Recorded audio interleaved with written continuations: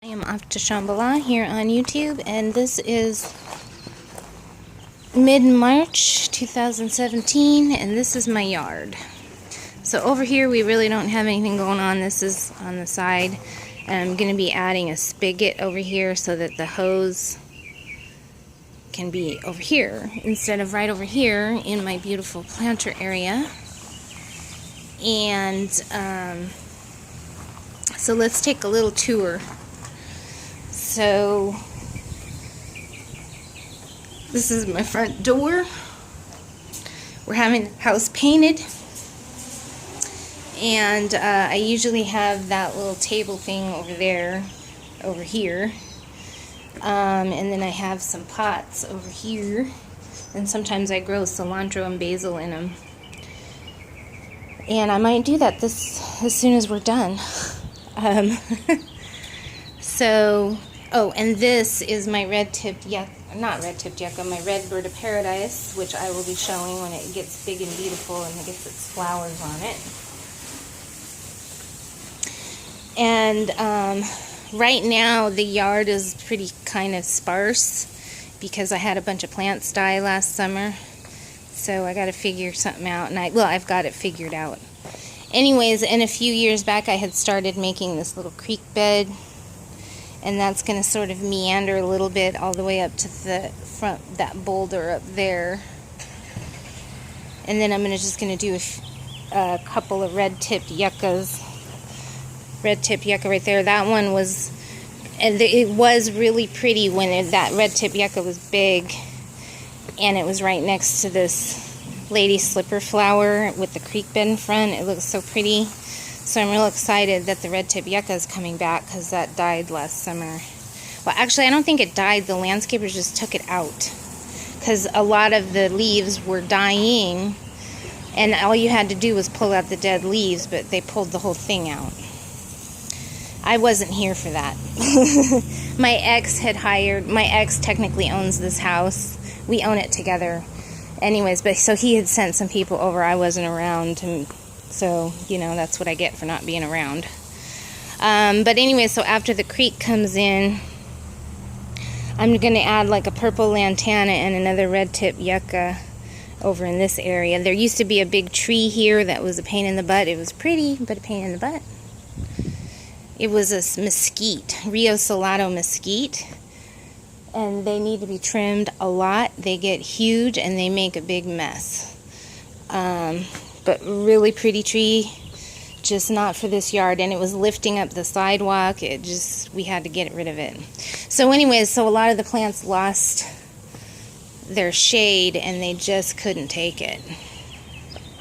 So this right here is a ponytail palm that used to have, you know, nice billowy leaves coming out, and it was real tall up to like here. It was just, I don't know, it was like almost 6 feet tall, about 6 feet tall, and I didn't have it. Anyways, when the landscapers came, for some crazy reason, my ex told them to trim it. It just, they made it look like crap, so I cut off the top. and I'm regrowing these suckers. Anyways, from time to time you have to come in and like pull off suckers. I just did it the other day, like you can see, like right there, and right there was a big one right there. So I'll have to stay on top of that a lot, probably. It's probably going to get more suckers.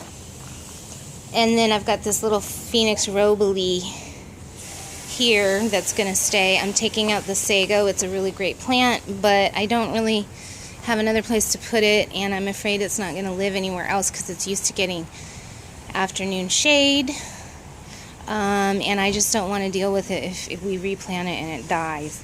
Now this I'm really happy with. My medicinal aloe with my purple lantana. I need to trim it away from the sidewalk. I don't, you know, maybe once a month I really need to be out here trimming it away from the sidewalk. And the thing I love about the purple lantana is it grows, it looks beautiful like this all winter long. It looks good year round. I love the purple lantana. and it's just easy to take care of if you need to trim it back. It is a little bit of a bummer that you have to stay on top of it around the sidewalk, but I like that look, and it's pretty easy to take care of. We had some plants that I used to have a Cape honeysuckle that we grew up this wall, and I kept it real tight against the wall, but I was always having to cut around here, and it grew up, and it looked really cool, but then it would get real woody at certain times, and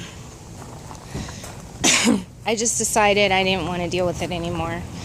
And I'm trying to go for like a more simple look in the front yard. Now back here, once we take out that sago, I'm going to be adding some sea lavender and some more purple lantana over here. And then eventually, if I never like the way this thing looks, I might take this out, although I love that plant.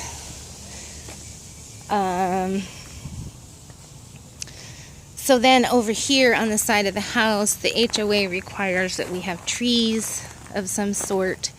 And I do believe that Phoenix Robley palm tree counts as a tree, but I was thinking about adding some smallish palm trees over here that have some height to them so that I can get some shade on the driveway, because the sun comes this way in the afternoon, and it'd be nice if you happen to be parked in the driveway to get a little bit of shade. Then over here I'm going to be adding a boulder and this plant called desert milkweed, which attracts butterflies. It's really good for butterflies. Then over here, I love my golden barrels. There used to be a tree here, and so when the tree came out, like everything over here died. It wasn't getting water or shade, but those golden barrels seem to be pretty happy. So over here, I'm just gonna put like another red tip yucca over here, purple lantana over here. The creek bed's gonna be coming in over here, and another desert milkweed over here.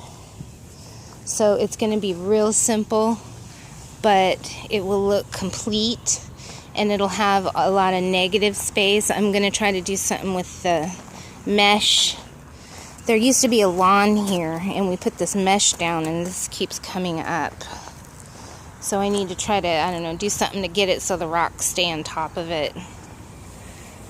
We'll probably blow the rocks out real good and refresh them. I don't know if you can see in the video that they kind of need a little refreshing. Rake them up a little bit, blow them out from all the tree debris left over and just general.